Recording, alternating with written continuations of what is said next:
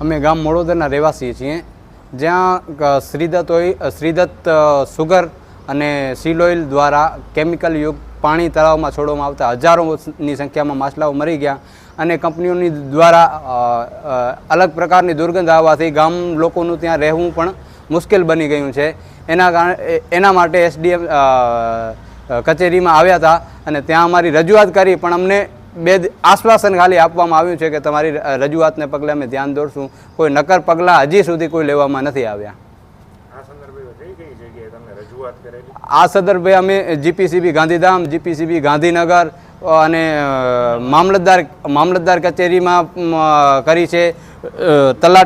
તલાટી અને નાયબ મામલતદાર કચેરી આજે ત્યાં હરેક જગ્યા હરેક કચેરી અમે રજૂઆત કરી ચૂક્યા છીએ। અમને ખાલી જવાબ કાર્યવાહી કરશું એવા જ જવાબ મળે છે, પણ આશ્વાસન આપી અને અમને મૂકી દે છે અને કોઈ નક્કર પગલાં લેવામાં નથી આવતા। મારું નામ આનંદ હીરાભાઈ જરૂર છે, ગામ મોડોદરનો રહેવાસી છું અને અમારા ગામના તળાવમાં 2 કંપની ખરાબ પાણી કાઢે છે। આજથી 5-6 વર્ષ થઈ ગયા। અમે ઘણી જગ્યાએ અરજી કરેલી છે, કોઈ જવાબ એનો નિકાલ આવતો નથી। અને પ્લસ અમારા ગામના આજુબાજુમાં જ્યાં અમે ખેતી કરી છે એ ખેતીમાં પણ ખેતરની અંદર પણ ખેડૂતને દબાવી અને ખરાબ પાણી અંદર મૂકે છે, એનાથી અમારો પાક બગડી જાય છે। છેલ્લા 7-8 વર્ષથી અમે પાક પણ નથી લઈ શકતા અને અમે કંપનીને રજૂઆત કરી તો કંપની અમને લુખ્ખા તત્વોને ઊભા કરી ગામના અને અમને દબાવે છે। ગામના લુખ્ખા તત્વો કંપનીને મળેલા છે, એ કંપની અમને બહુ દબાવે છે, ત્રાસ આપે છે। અને ગઈકાલે અમારા ગામમાં પાણી મૂક્યું છે તો હજારો લાખો સંખ્યામાં મછલી મરી ગઈ છે ખરાબ પાણીથી, કેમિકલવાળા દુર્ગંધ પાણીથી।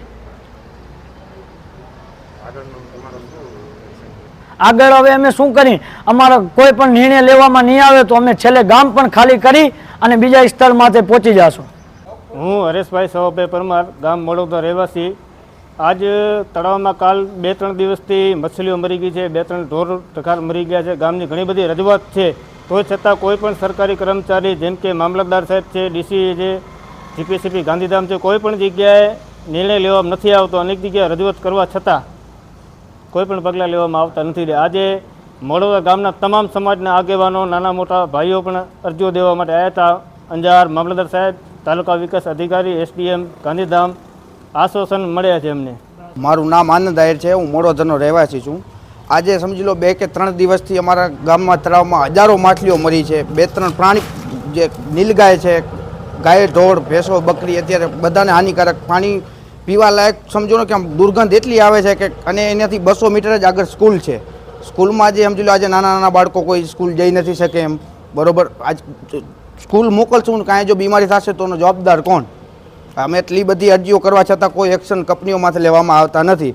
બધા અધિકારીઓ આવે, અમે સેમ્પલ પણ લઈ ગયા છે, 7 વાર સેમ્પલ લઈ ગયા છે, પણ આજ સુધી કોઈ એનો નિવારો આવ્યો નથી, અમને કોઈ જવાબ મળ્યો નથી। આમ જેમ દર વર્ષ કંપનીનું પાણી આવે છે તળાવ, સમજી લો વરસાદના પાણીથી ભરાય કે ન ભરાય, પણ બાકી કંપની તળાવ એના પાણીથી ભરીને દે છે અમને। તો આના જલ્દથી જલ્દ આના એક્શન લેવામાં આવે। કેટલી કંપની દ્વારા પાણી છોડવામાં આવે છે અને કઈ કંપની છે? 2 કંપની છે, એક seal oil fast and private limited અને એક શ્રીદત્ત જે સુગર નામથી ઓળખાય છે। છેલ્લા કેટલા વર્ષોથી આ તકલીફ છે? આ છેલ્લા 5 કે 6 વર્ષથી અમને આમને તકલીફ છે। ગામો કેટલી અરજી કરી, બધાય અમે ગયા, ગાંધીનગર સુધી ગયા, પણ આજ દી સુધી અમને કોઈ રિસ્પોન્સ, ખાલી ફોર્મેલિટી એમ કે ભાઈ અમે બધું કાર્યવાહી કરી છે, પણ આજ દી સુધી કોઈ એક્શન લેવામાં આવ્યું નથી એના ઉપર। અમે બધી જગ્યાએ જો એસડીએમ ઓફિસે, મામલતદાર, ટીડીઓ સાહેબને બધે રજૂઆત કરી, પણ આજ દી સુધી અમને કોઈ એવો જવાબ મળ્યો નથી કે ભાઈ કોઈ એક્શન કંપનીને કોઈ એવું કાંઈ કાર્ય થાય એવું કોઈ અમને આજ સુધી જવાબ મળ્યો નથી એમ। હવે છેવટે અમારે સમજી લો આજથી કે કાલથી જે 2 દિવસ પછી અમે સ્કૂલ બંધ કરી કે ભાઈ એનો જવાબદાર કોણ? 2 દિવસ સમજી લો દુર્ગંધ 200 મીટર નથી અમારી સ્કૂલથી તળાવ, એની દુર્ગંધ આવશે, માછલા મરી ગયા છે, એનો જવાબદાર કોણ? હવે સ્કૂલ તો અમારે બંધ કરવાની, ભાઈ કોઈ છોકરો તો મૂકશે નહીં, આજ કોણ મોકલવાનું? કે ભાઈ 200 મીટર અને ગામમાં એટલી દુર્ગંધ આવે છે કે એની કોઈ વાત જ મૂકી દો। અમારે શું છેવટે ગામ ખાલી કરી અને બીજાનું ક્યાંક સ્થળ ગોતવું પડશે એમ।